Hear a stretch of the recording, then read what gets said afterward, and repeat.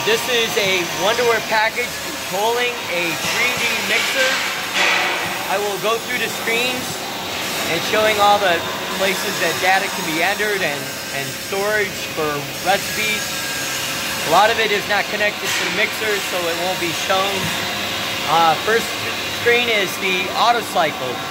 In this screen, it'll keep the data of all the cycles. So you'll have a segment, a action code. You put a 0, it will just continue to the next segment. You put a 1, it'll hold until the operator tells it what to do next.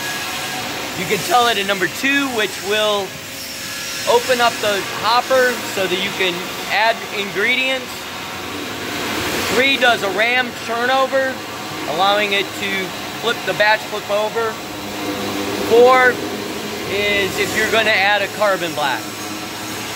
Next step, the rotor speeds will go out to the motor and it'll display the actual speed while it's running that segment. When it's done, it'll go to the next one and the next one and the next one until it's finally done. This is if the mixer gets too high a temperature before it gets to that end, it'll shut the machine down. It'll stop the cycle and dump the batch if it gets to that temperature. So this screen is for your recipe storage. You have to be able to create as many recipes as this hard drive will hold. You can give them alphanumeric so that you can keep all your recipes labeled, you know, depending on product, whatever it is.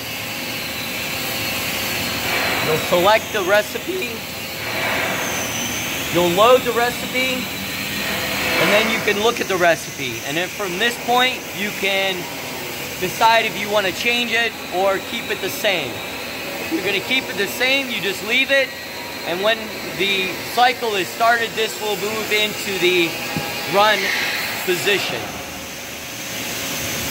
The mixer is controlled by this page. Hopper door open, close, floating weight up and down, top door open, close, motor start, stop, reset the alarms, and auto mode, manual mode function.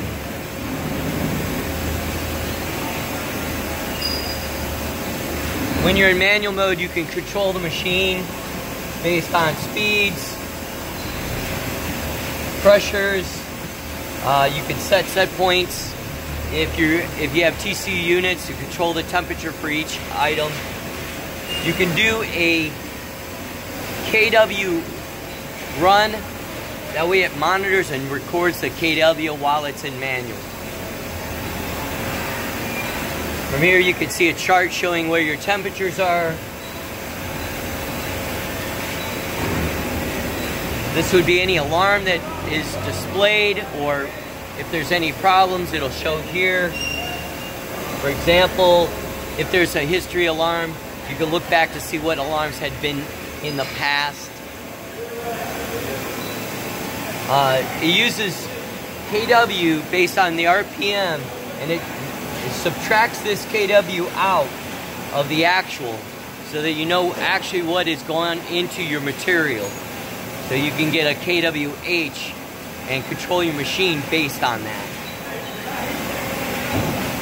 And then you've got individual charts showing, you know, your different pressure, rotor speed, etc. And this can be modified and made more to your spec of what you'd like. But this is how this one is designed based on the customer. From this point here, you can hook up a barcode reader, and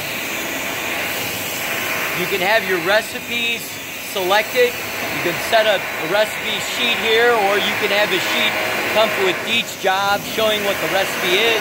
They can barcode read the recipe, and it'll move that recipe into its position to run. And you can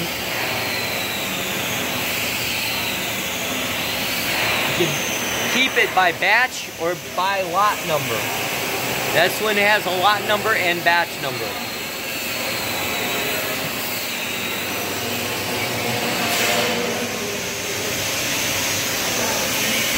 This is the inside of the control cabinet, just for reference.